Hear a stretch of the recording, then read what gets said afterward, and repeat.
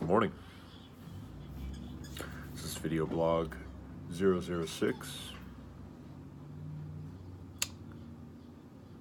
Today I want to talk about one specific thing. I want to pick my topic from the very get-go instead of rambling along from item to item and then after the fact realizing what I was talking about. I'd like to talk today about controversial subjects. Not any one particular controversial subject, but about delving into controversy. And I'm not even sure objectively if you can define any given topic as controversial across the board. I think it depends on the circle you're in, whether something's going to be controversial. And it depends on the circle you're in because some circles are inclined to agree with you. They won't find your position on a given issue to be too wild or upsetting, alarming. Meanwhile, other circles, if you take those same views into them, then they're going to be shocked and appalled and horrified and all that. So, let's think about just a couple of examples. Let's say I'm in eastern Montana, and I own half a dozen firearms, and I go hunting, and I write an article about the Second Amendment. And I say very strongly, very firmly that the Second Amendment means I have a right to own not only the firearms that I currently possess, but I should also have the right to buy a suppressor. I shouldn't have to pay some stupid tax and register with the, what are they anyways? Alcohol, firearms, and tobacco. Not tobacco. Anyway, whatever. Whatever the organization. I shouldn't have to register with the government. Apparently I never have, and I don't have any suppressors.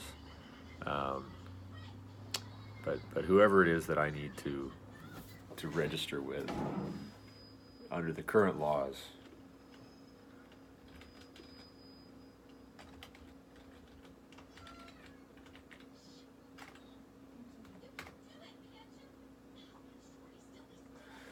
see, Bureau of Alcohol, Tobacco, Firearms, and Explosives. Oh, it is. Tobacco. I'm like, tobacco? Why is tobacco? Alcohol, tobacco, firearms, and explosives? Why?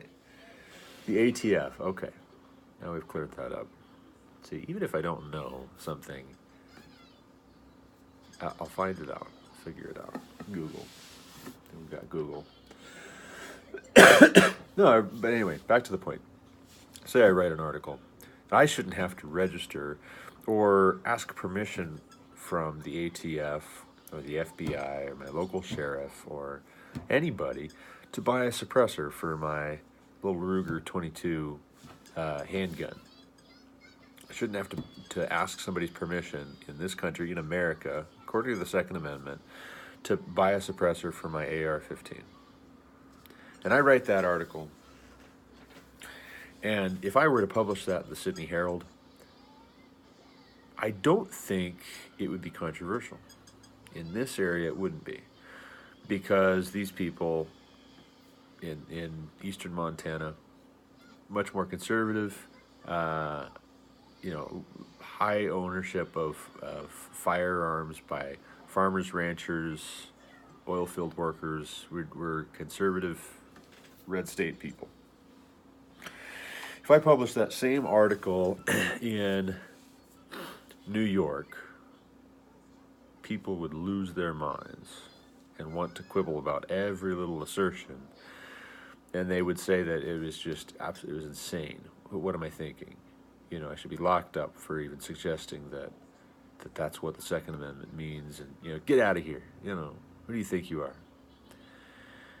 Even if I go back to Ohio, where I moved to Montana from 6 years ago, Ohio is a swing state. It's a purple state. It goes back and forth, and everybody's, because you've got so many moderates, you've got so many Democrats and Republicans living in close proximity to each other.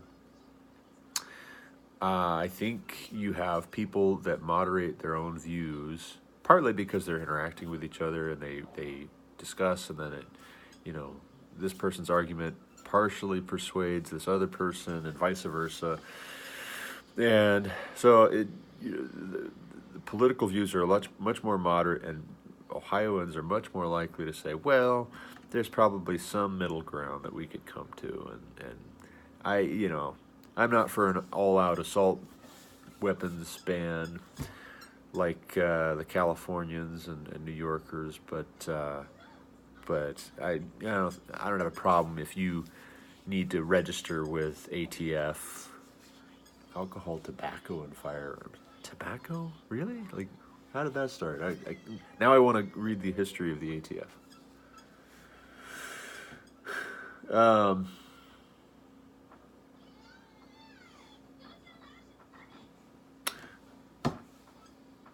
That's just one example. Firearms. Well, let's take some other issues, right? Let's take some real life example issues that I've written about in the past several years that have just really gotten under people's skin, really in ways I did not anticipate or desire. Let's take homeschooling.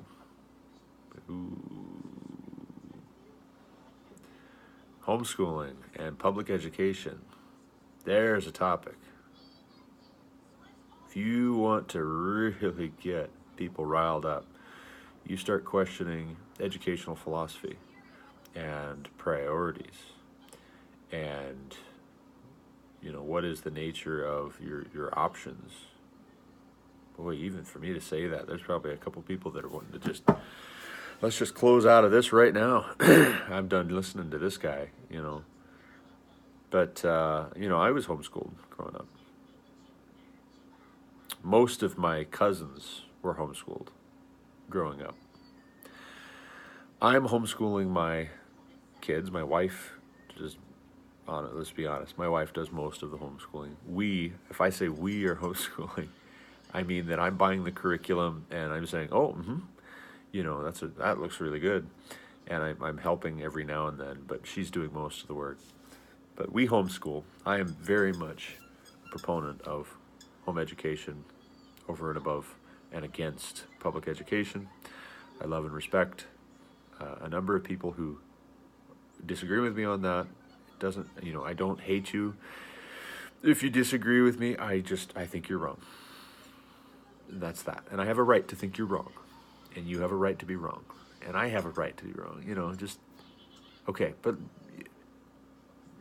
I should also be able to write about it. I have the right to write about it. And in family life, in church life, I would not have expected writing about public education to ruffle so many feathers as it did. I would have thought people in the outside secular world, the things I would say about the nature of public education or the nature of homeschooling, and the pros and the cons, the people outside of those two spheres, the church and my family, they would be the ones really riled up. But the people within church and my family, they would say, even if they disagreed, I see where you're coming from on that. Yeah, you make some good points. And I don't want to paint with a broad brush here and say it's all one or the other, and that everybody's been unsupportive on the homeschooling front. There's been definitely a number of people who said that was a great article. To the several articles that I've written touching on the subject, several things that I've posted to Facebook. I'll find a news item I'll stumble across it. I'm not looking for it, but it comes up. This or that teacher is caught in an abusive relationship with one of their students, or you read an article about suicide among teenagers, or about teen pregnancy, or about just the state of education. What are kids actually learning? You see interviews with random kids on the street, or random people on the street coming out of colleges. So they've gone through, probably, and I mean probably as in, if you look at the statistics, probably vast majority of American kids are being educated by the public schools. They go through those, and then they go into a university, and they're being interviewed on basic questions about American and world history, and who was president during the Civil War, the American Civil War. Who did we fight during the American Civil War? And things like that are really not complicated. Everybody should know, who's been through any amount of schooling in this country. And these kids don't know, but what they do know is they know their emotions, they know their feelings, they know what they want, and that's all they care about. They think an education is just a means to an end to get money and stuff, and to feel even more self-esteem than they already do, because that's all they were really taught, was to have self-esteem. They weren't taught to have substance.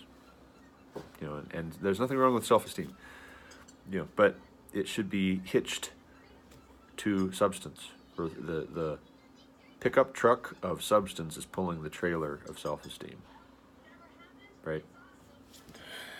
So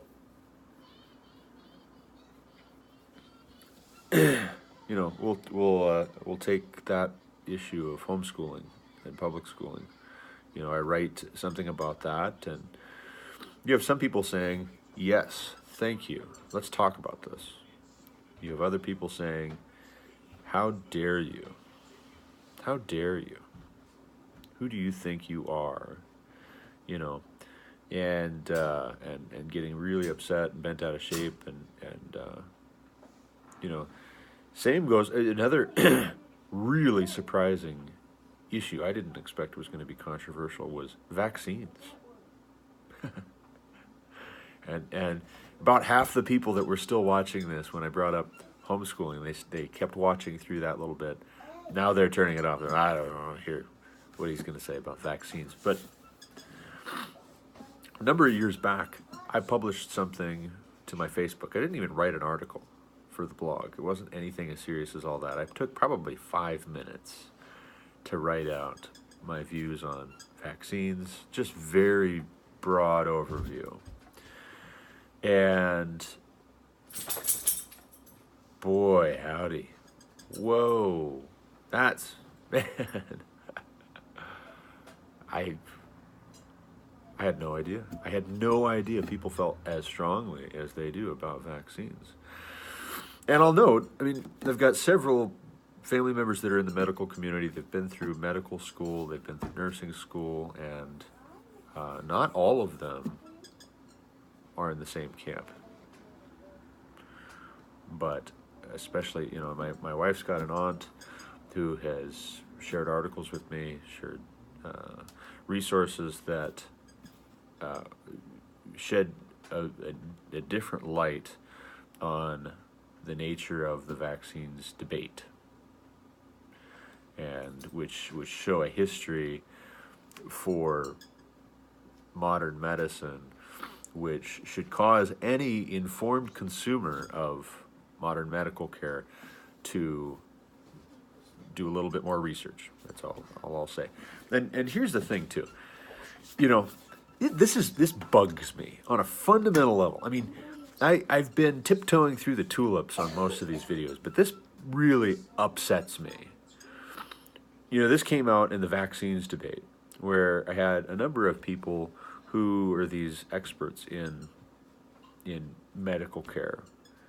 And by experts, I mean they went through medical school or nursing school, and they've got practice now, and they have gotten all these pats on the back and these high fives for going into medicine, and that's great. Super. Like, I'm proud of you. But on the other hand, you know, one of the things that came out was basically this mocking of parents doing research themselves, and it got dismissed with this very condescending, obnoxious, well, I don't think somebody who just does a little bit of research on the internet knows as much as a doctor does. That's ridiculous. You know what? Like, you're being rude right now. Like, if you could only see yourself in the face, you know, and hear yourself right now. Like, you pick any other subject that we would talk about, and that's going to be your counter argument, that you don't believe people should be able to research these things for themselves, and that's ridiculous. They should just leave that to the experts. Come on. I mean, that's weak sauce, really. You know, I mentioned in my first video, you know, and this is what bugs me. It is an inconsistency. In my first video, I mentioned I've got background with Answers in Genesis, Ken Ham. I grew up going to Ken Ham lectures, going to Answers in Genesis events. We got the Answers magazine. We had several books put out by Answers in Genesis. And there's another controversial subject, by the way, depending on what sphere, what circle you're working in, you're operating in. But the whole premise of the creationist science, creation science movement, what Answers in Genesis and Ken Ham are doing, whole premise is that the experts have lied to you, and the experts, the community of scientists have circled their wagons, have enforced a strict code of how origins, how evolution is going to be talked about, and how religious faith is going to be treated in the scientific community. And if you break that code, yeah, buddy, you're out. You're off the reservation. Don't expect to get a professorship. Do not expect to get, you will not get the book deals. You will not be allowed to come and lecture. You are an idiot. We will treat you like an idiot until you shut up and go away. Never mind that scientific inquiry, the principle is supposed to be questioning and testing. And then you're going to beat people over the heads for questioning what you're saying, as if that's some kind of an affront to you. Hey, get over yourself. Come on. Like, if the truth matters more than you having this puffed up, I mean, what did you go and get all that scientific training or that medical training for? Did you get it so that people would pat you on the back and tip their hat to you and just be really deferential anytime you disagreed? You know, is that what you... No. You supposedly, I assume, went because you want people to be informed. You got the information so that then you can be a resource for people who don't know as much about how to take care of their health, or they have a medical emergency. You're going to help them with the knowledge and information that you've gotten. You being able to help depends on you knowing the science, and depends on the science, the things that you were taught being accurate and reliable. And how could it possibly be an objection that you don't want non-medical professionals to do their research if they come to a different conclusion than you do, if they disagree with you because they haven't been to medical school? Like, that's ridiculous. I'm not even sorry. I'm sorry, I'm not sorry. I'm not sorry. That's ridiculous. But I wrote this little tidbit about vaccines, and all of a sudden, all of these people came out of the woodworks, and I found out at least a couple of people unfriended me, and they were upset that I had said what I said. They just, in a fit of rage, said, "Blah," get out of here, just unfriended me and didn't want to see my stuff anymore. And they even said, and this is true of the family and the friends that disagreed with me on the vaccines thing and got heated about it. They got upset. We agree about 95% of other things, and they appreciate my courage, my boldness, my willingness to stand up and ask a question and say, hey, what is this about? Like, what, this is what's going on, but this is not what should be going on, They would agree with me about, the progressives infringing on the Second Amendment. Yeah, no, you can't have that. Those progressives. Good job, Garrett. Writing something exposing what the left is trying to do with taking away our guns. They agree. Probably, I think they all. There's probably little exceptions, little pockets here and there, but most of my family and friends, I think, agree and appreciate my stance on. Look, we should have moral instruction for children. Richard Dawkins, the now deceased atheist evangelist, rabid evangelist of atheism and anti-God philosophy, wrote the book The God Delusion. And one of the things that Dawkins, and I read God Delusion, and it was infuriating because he's a pompous ass who says a little bit, and this is what, again, this is all related to the other issues that I'm talking about. He would sprinkle in a bit of science. He'd say that we can explain astronomical phenomena, and we can tell you that there is this little planet that we can't see right now. It's between these two planets because we see a little bit of a wobble, and we can calculate about where that planet we can't see should be, and we can zoom in and we can send something out there and keep an eye on it. And then lo and behold, there's the planet, because the gravitational effect that it was having on these others, we were able to discern and observe and study, and we've done the math and the calculations. Therefore, God doesn't exist. What? That's a non sequitur. You being able to get a microscope and look in a petri dish at some cells from pond water and see little bacteria in there and whatever else is floating around, that doesn't translate into you being able to say that the God of the Old Testament is a genocidal monster. It doesn't naturally follow. What you're doing is you're relying on your blowing smoke and parading around your intellectual bona fides, and basically just being a brainy bully. You're relying on that to cover for you saying something that you didn't present any evidence whatsoever to support, and which you're not willing to be questioned about, you're not prepared to be questioned about. And even in Dawkins' case, he was asked one time, how should you respond to, I think he was at a university somewhere. He was lecturing, giving a speech, and he was asked by one of the students who was attending the speech, how should we respond when we meet somebody who believes in God, or when we meet a Christian? And Dawkins said, mock them.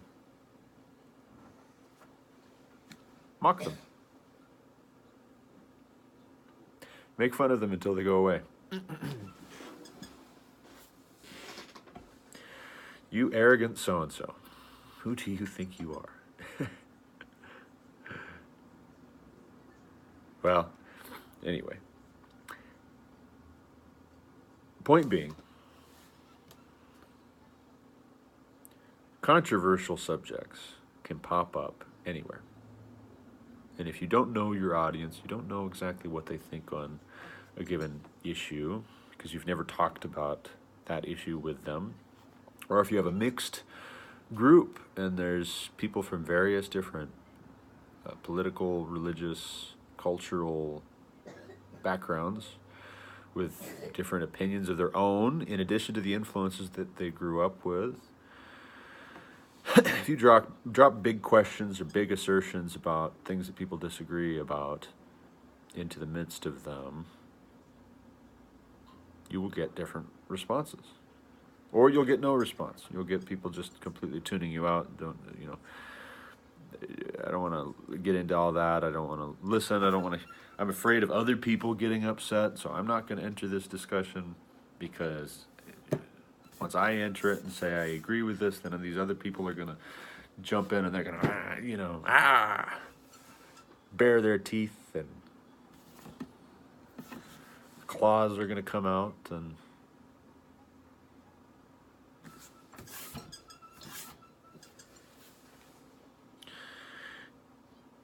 some people really have a hard time with conflict.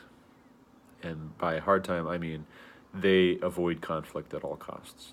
They're just the nicest people. And I'm thinking of one person in particular I know. She is the sweetest. Just extremely sweet. And I love her and her family dearly. My own wife, she's not good at conflict. I love her dearly. In fact, that's maybe part of what I love about her, is that she just does not like conflict, doesn't seek it out. She's very succinct, very to the point. She's very opposite of me in several ways that help to balance me. But on the other hand, there also is a time and a place for, and I don't mean time and a place like, okay, here's your 5 minutes every once in 10 years that this is your time and your place for conflict. No. You try that if you were in the middle of a war. Let's right now, what's in the news? The Iranians, because the U.S. Backed out of the insane, ridiculous nuclear deal that Obama and John Kerry negotiated years ago, to the whole world's peril, because the U.S. backed out of that, because Iran is untrustworthy and duplicitous and was developing nuclear weapons underground anyways. Now, with extra economic wherewithal and with less pressure to back off and stop, now the Iranians were launching a bunch of missiles at the Golan Heights in Israel. And Israel responded with a forceful rebuke of airstrikes against Iranian positions in Syria. And by one account, they destroyed all of the positions, all of the infrastructure that Iran had built up in Syria next door. And let's suppose that turns into just an out-and-out war, or it already has. And let's suppose that war, that the Iranians, they want to go on until Israel is destroyed, because they've chanted death to Israel. And they want to drive every Jewish person out of Israel and into the sea and murder them all. That's what they want.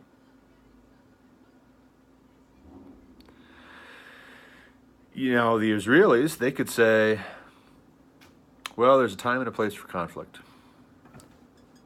At approximately 7:45, we will fight for 5 minutes, and we'll be done, because that's the time. And no, there's a protracted conflict, and I'm sure the Israelis don't really want it.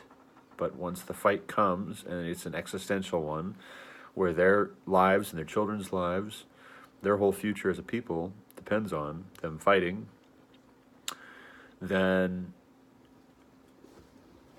they're going to fight.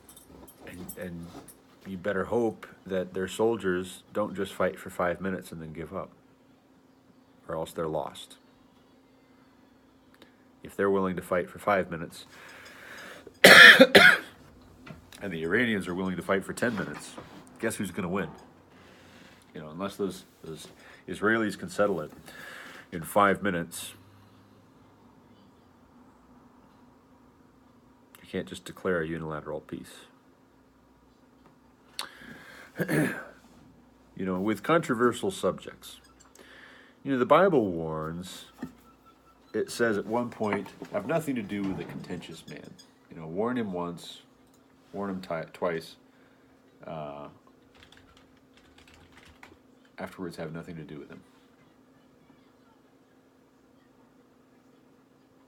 1 Corinthians 11:16.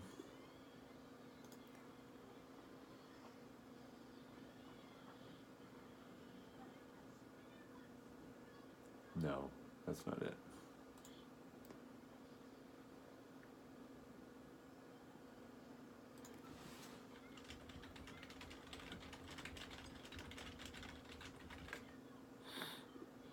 Thank you, Google. Thank you, Bible.com.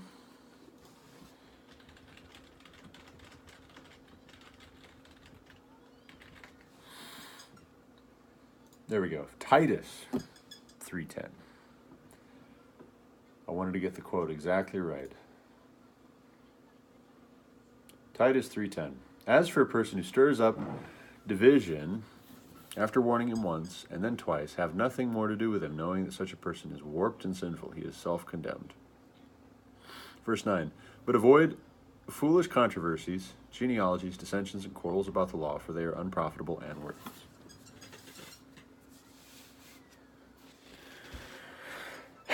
So, therefore,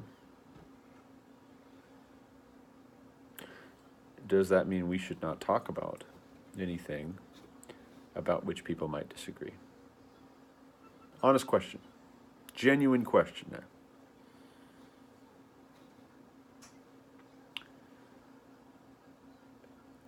Further,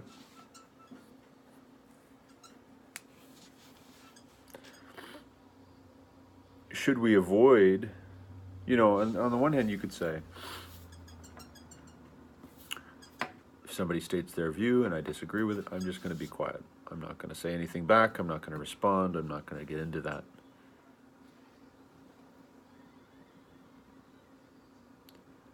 But you take that further, you know, what if you say something? You make the first move. You know, let's take, for instance, facial hair.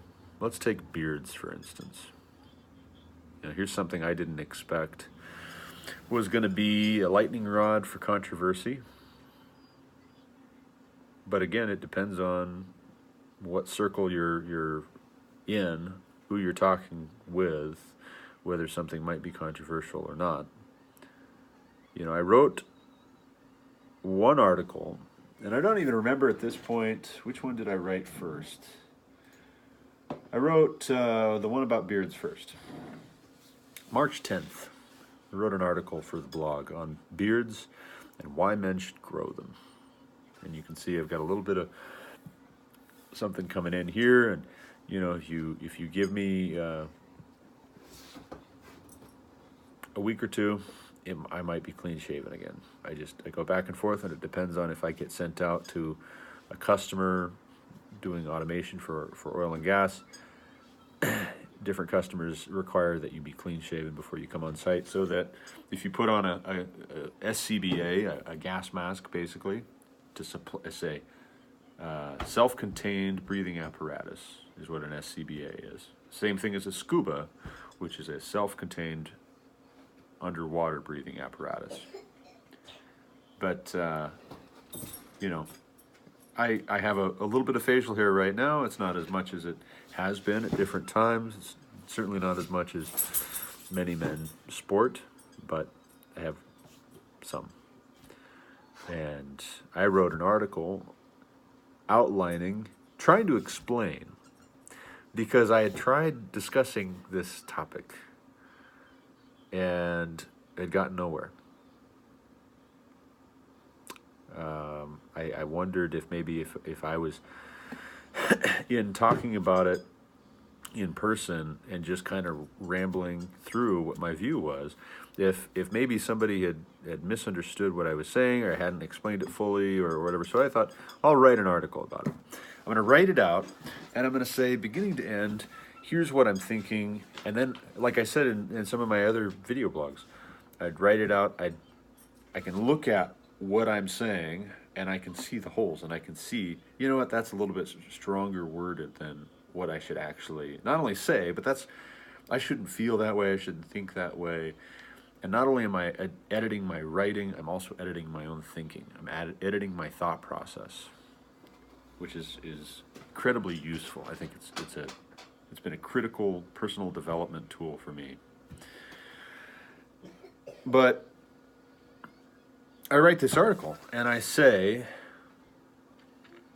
not to be legalistic, I think men should grow beards when they can. I think God gave men the ability to grow beards, didn't give women the ability to grow beards, with some notable exceptions.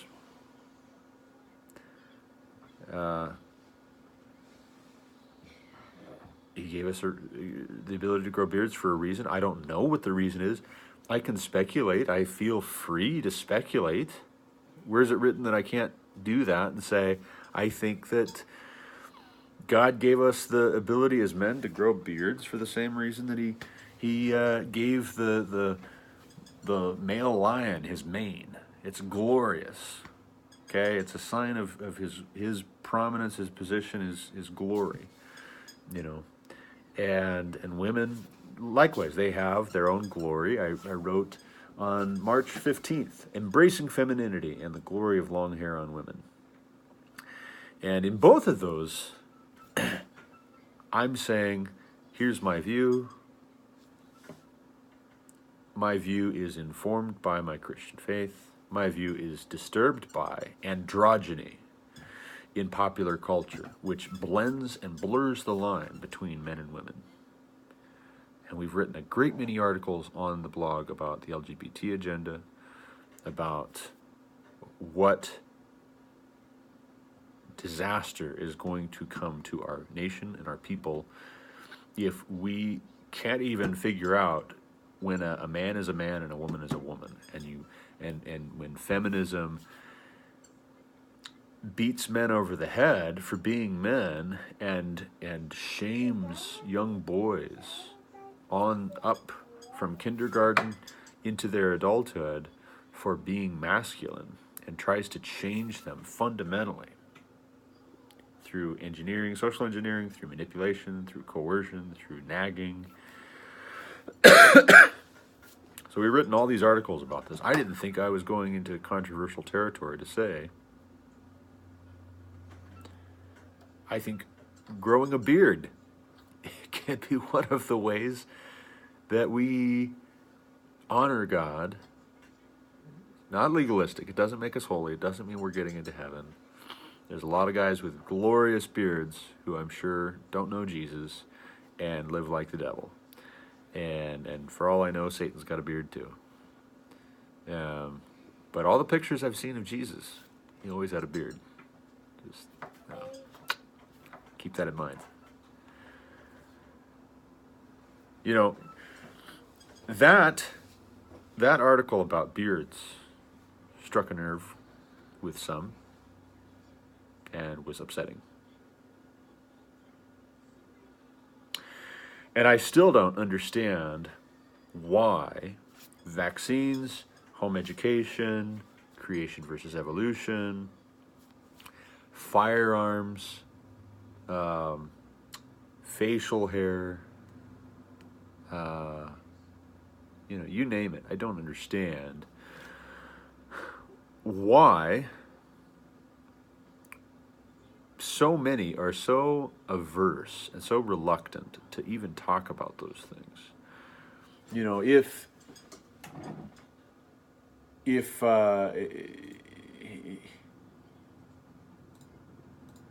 we're reading Titus, right, what Paul writes to Titus 3, 9-10, but avoid foolish controversies, genealogies, dissensions, and quarrels about the law, for they are unprofitable. and worthless. As for a person who stirs up division after warning him once and then twice, have nothing more to do with him, knowing such a person is warped and sinful, he is self-condemned. So that's verse 11 as well. And this is English Standard Version. Now, let's take beards and long hair on women, for instance. My first article about beards, I don't remember quoting any passages of the scriptures. I just was giving my opinion. I was saying, hey, here's my view. And I was being honest, right? I was being vulnerable. I was being authentic. And saying, this is what I think, and here's why. I've thought about it. I've considered it. I'm allowed to have an opinion. Gosh darn it. It doesn't have to agree with you, and you can get over yourself if you don't like my opinion. Do. Embracing femininity and the glory of long hair on women. Paul writes, does not nature itself teach you that long hair on a woman is her glory, but on a man it is his shame? Now, I'll read the verse. I'm paraphrasing it from memory because I know the sentiment of it. 1 Corinthians 11:14, Paul writes, does not nature itself teach you that if a man wears long hair, it is a disgrace for him? But if a woman has long hair, it is her glory, for her hair is given to her for a covering. Wait a second, Paul. Didn't you say to Titus to avoid foolish controversies? Well, yeah, he did.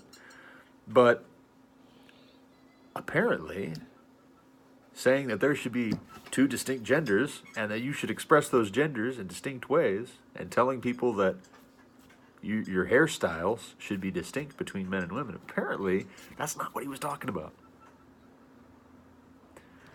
If you want to get quarrelsome about that and get all bent out of shape, that's your affair.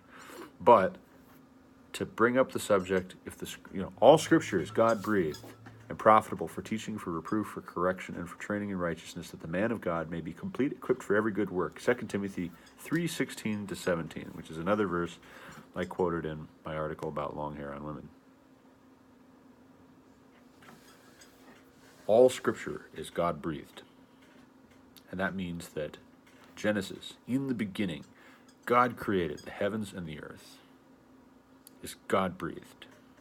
Absolutely. If you want to get contentious about that, if your neighbor down the street wants to get upset about it, if your friend from some other state wants to get upset about it, that's their affair.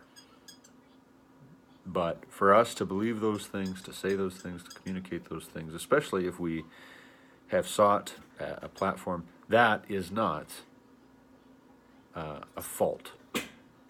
And it's impossible. I mean, I noticed somebody on my friends list here today on Facebook, they were bemoaning the fact that in 2018, we've got private companies sending rockets into space. Isn't that great? But on the flip side of it, it's a sad time to be alive, because the village idiot has as much of a voice as the Nobel Prize winner. And we just put ourselves in these little echo chambers of thought and ideas, and we don't want to be challenged. And I think he's right. I do. The echo chambers issue of social media is going to be our downfall. I'm very concerned about it.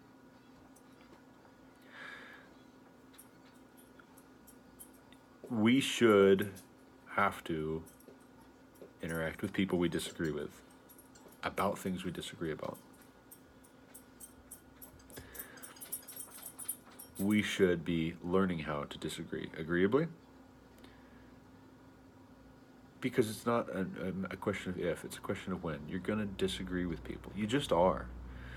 And if you back off and you say, well, we're going to stop talking about this, as soon as you realize that you disagree about something, Well, how do you ever learn that way? How do you ever grow that way? How do you ever sharpen your thinking that way? I mean, you just,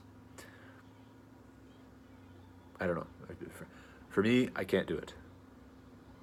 And again, I mean, I grew up with this whole answers in Genesis thing, telling me that the modern world is predicated on secular evolutionary thinking.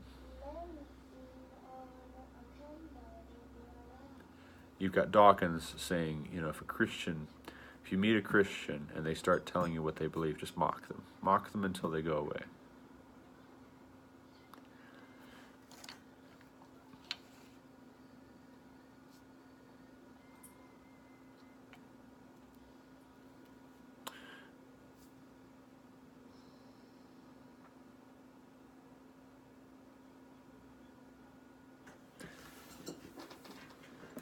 If all Satan has to do is fire a couple of rockets at the Golan Heights of our thinking, our opinion on this, that, or the other thing, are trying to process something, are trying to navigate, trying to come to a decision, trying to formulate a position, and then we say, "Oh, whoa, we must have done something wrong there." Like, I guess I'll give up. We are not being wise, and we're not following the tradition of godliness in the scriptures. We're not doing God's work. That's not what God has called us to just raise a white flag at the first sign of conflict, to tuck tail and run. I think it's okay too, if people want to be contentious, you bring up a discussion topic and you say, well, I want to talk about this. This is my view on it. If they want to be abusive, if they want to be condescending and sneering at you and mock you and all of that, then, you try to be patient. Jesus says, if somebody slaps you on the one cheek, you turn to them the other also. But I would note, I have a limited number of cheeks. 2, if we're going to keep it clean. 4, if you wanted to be technical. But at a certain point, you're going to run out. And I think it's acceptable, not only acceptable, but needful, in order to amount to anything, in order to accomplish anything, that at a certain point, if somebody's being inappropriate, that you kindly but firmly tell them that they're out of line and they need to knock it off. And, look, I mean,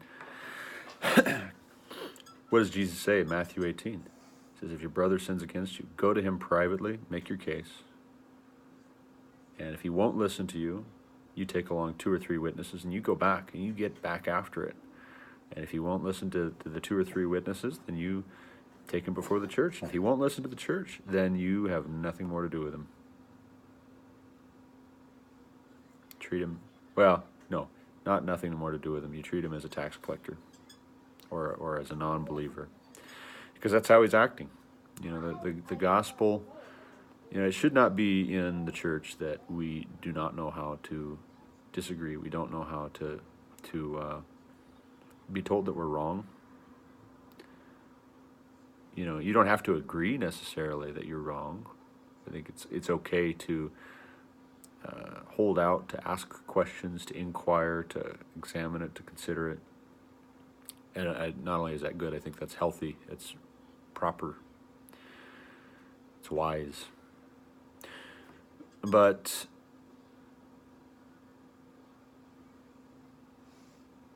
the gospel is predicated on repentance. Repentance is predicated on an admission that what you were doing before was not right. That admission is predicated on there being a standard of right conduct that you have violated. As Christians, we believe in universal truth. We believe in right and wrong. We believe in there being such a thing as truth and goodness, objectively, universally, and that it is knowable. And we may not fully know and fully understand and fully comprehend, but it is knowable, and it is something that we have a responsibility to try and know. You know, I just read this book by J.P. Moreland. Didn't like everything in the book, if I can be honest. I'm glad I read it. I thank you to Kyle Davis for having recommended it. But there were a couple of things I didn't care for. For instance, J.P. Moreland says that we should make a habit of correcting the spelling and grammar of people within the church so that we get more polished in that regard. I think he goes too far. I think that's not a good idea. Maybe if we can get past correcting other people's faulty thinking and bad doctrine, if we can get that under our belts, then maybe we move on to spelling and grammar. Like, how about that? But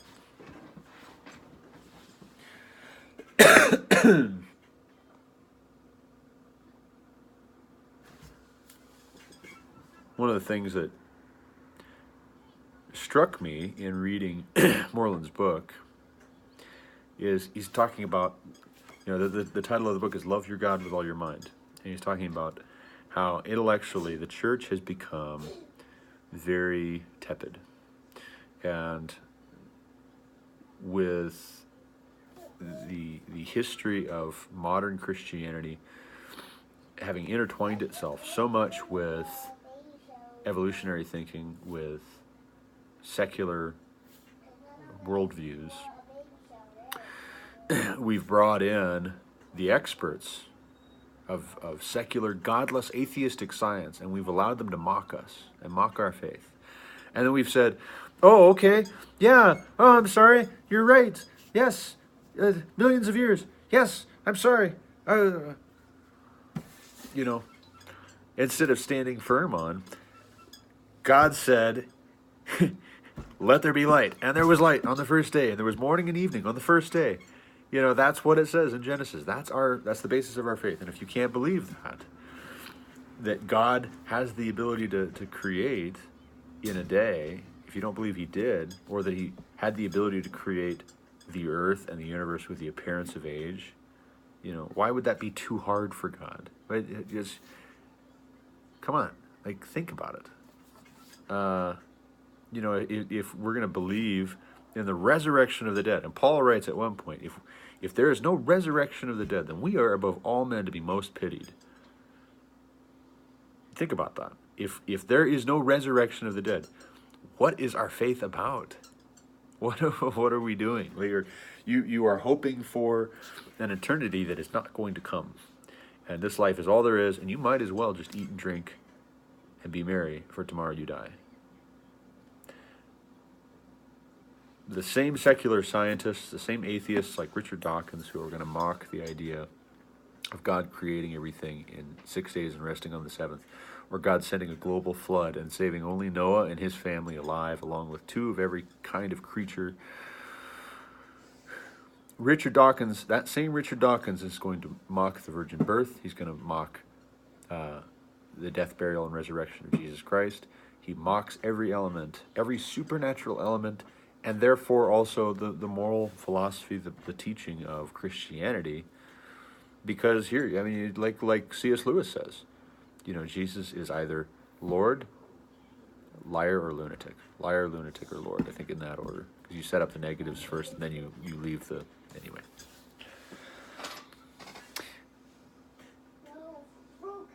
If Jesus is supposed to be this good moral philosopher, and yet he is lying and saying he is the Son of God, then he's not a good moral philosopher. You know, lying is not a moral thing to do. You invalidate yourself. Thank you, Dad. You're welcome, son.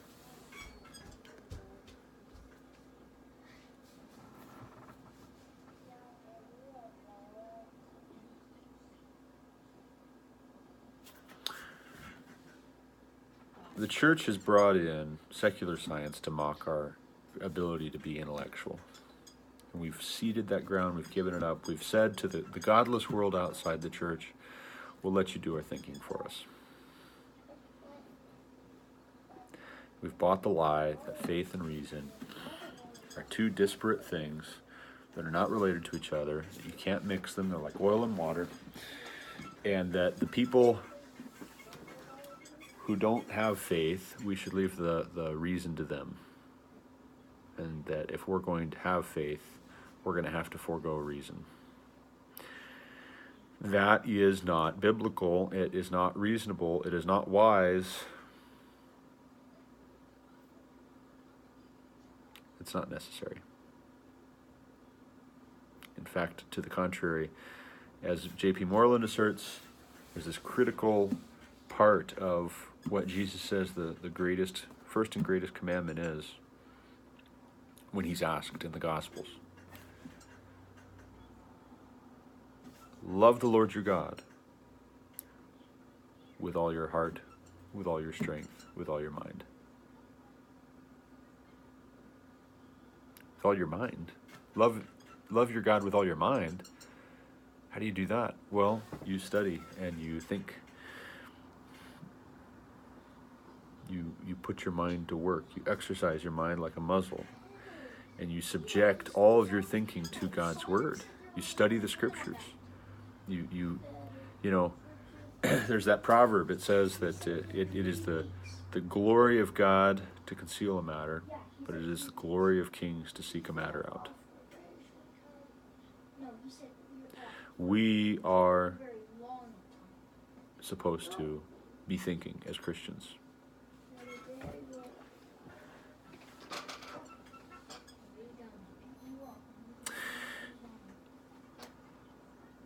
Yeah. I think that's about all I've got to say for this morning.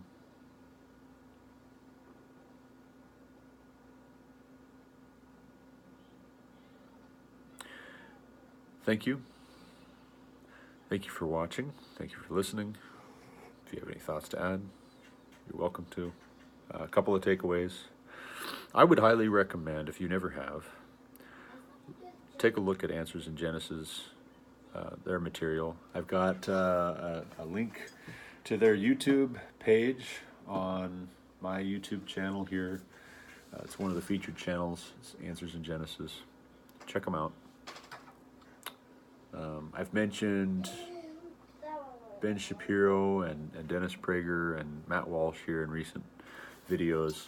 And I've also got featured channels of the Daily Wire where you can find Shapiro and Walsh's content, and Dennis Prager with PragerU and his content, which is great stuff. But for the purposes of this discussion, I would refer you to Answers in Genesis if you haven't paid much attention to that discussion. J.P. Moreland's book, read it with a grain of salt, but it's still a good read. And yeah, let me know if you have any other thoughts, comments to add on, if I'm reading Titus 3:9-11 wrong. Tell me how. If you disagree that I'm reading it correctly or interpreting it correctly, I'm under no obligation to just take your word for it and assume and oh, I'm sorry. I've got a brain. I have a mind. I have a responsibility to use it. I'm going to try to love the Lord my God with all of it.